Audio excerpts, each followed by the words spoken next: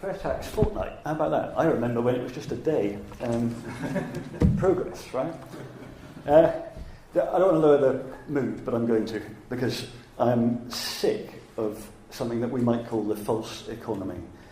Sick of the extent to which a set of myths around tax, and especially corporate tax, dominate so much of the political and media discussion of our issues.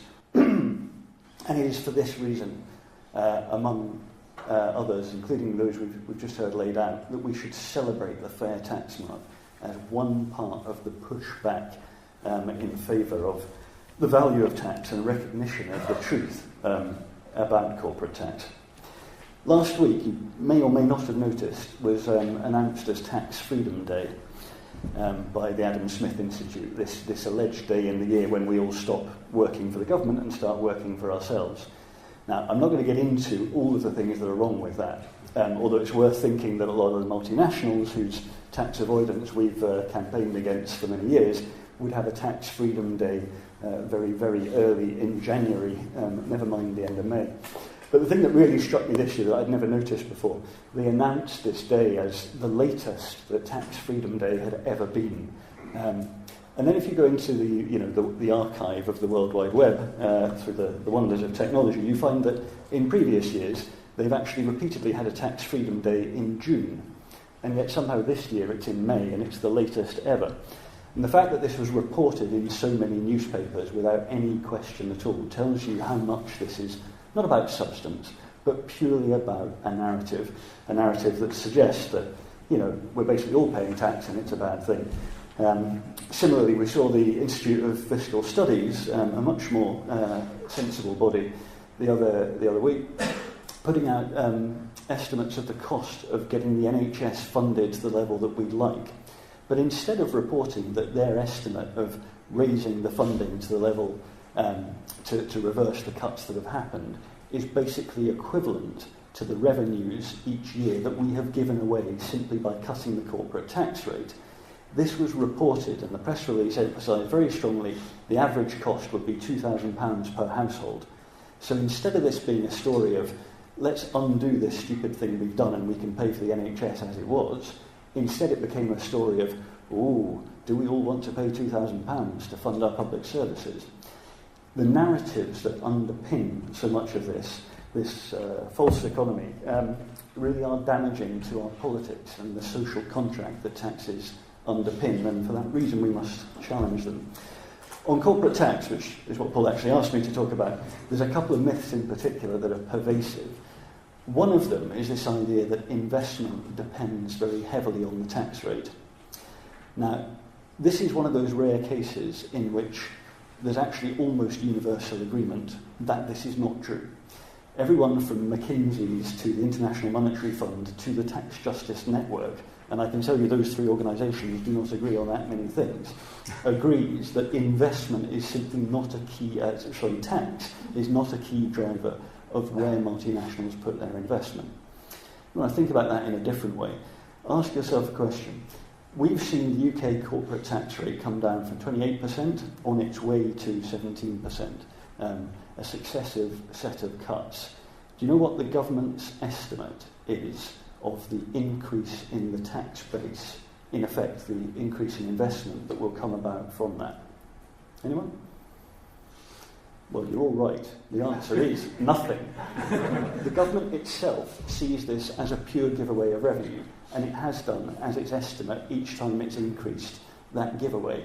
So the benefit to us is nothing, the benefit to companies is something. But we also know, of course, that when companies reduce their effective tax rate, shareholders don't see a higher return. Instead, they actually see higher risk because of the greater risk of tax avoidance. So all of that return from the lower rate is captured somewhere in the executive suite or is thrown away in bad decisions that companies are then making with that money.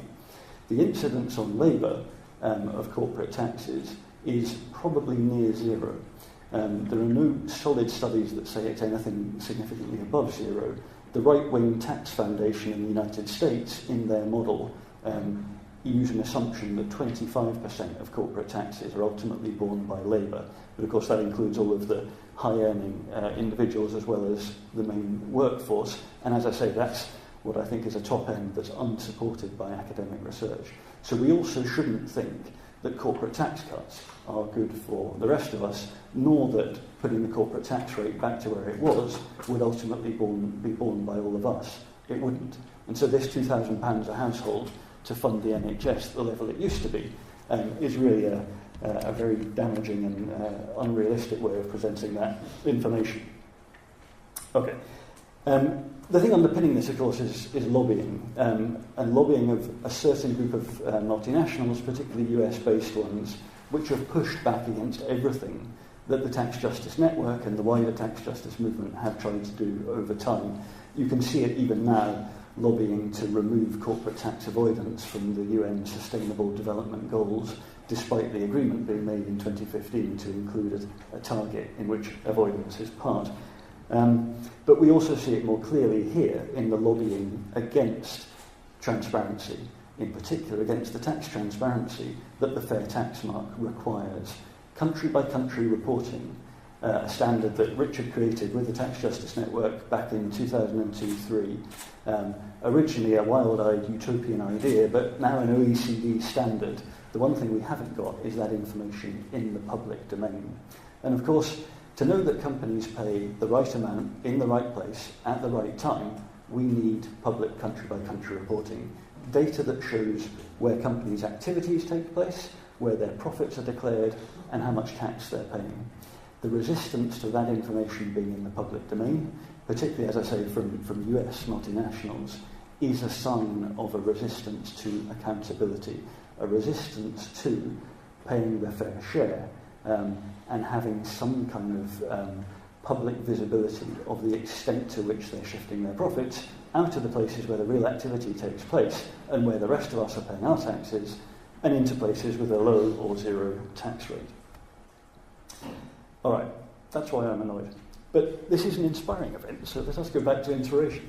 We've heard from SSE just how much it can mean for a company to say, no, we're a social entity, and we have stakeholders who go well beyond our executive suite, well beyond our shareholders and their direct concerns, and actually we have much broader social concerns that support us paying tax as part of what we do, rather than seeing it with economic illiteracy as a cost. We've got a series of processes going on at the minute, one at the Global Reporting Initiative to create an accounting standard on country-by-country reporting for specifically public reporting.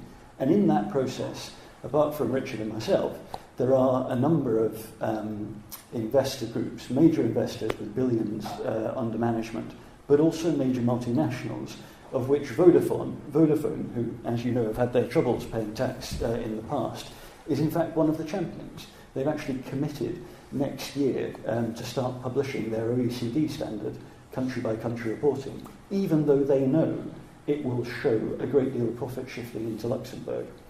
So we can't call them heroes yet, but champions of transparency they're becoming, and setting the tone, accepting the accountability for that behaviour is a key step, and we need to see now others follow. The momentum that you feel in the fair tax mark, also in the relatively newly created Tax Justice UK, and you'll hear from Robert later today about specific policy advocacy work in this context, is all around us. We've never had a moment of such impetus as we have now. Margaret Hodge, who will be speaking later, managed to guide through Parliament a measure to require transparency of company ownership in the overseas territories, which has long been a key part of the secrecy network of the UK. The tide is with us. The question now is looking ahead. How far do we go? By the time we're here next year, what will we have achieved? And there's a couple of things we could look at. The big prize really would be for the UK to become the first major economy to reverse, or begin to reverse, the race to the bottom on corporate taxes. That wouldn't just be beneficial for us, £2 or £3 billion for each percentage point that we go back towards 28 or 30%. It would actually send a very strong message to the world that you can do this, that the only way is not down, If you have a strong economy with skilled workforce and infrastructure and well-administered markets, people will invest, even if they have to pay some share of their ultimate profits in tax. Getting country-by-country reporting data into the public domain, something which the Treasury could do today if it wanted to, the legislation is in place, but has chosen not to do, should be an immediate priority.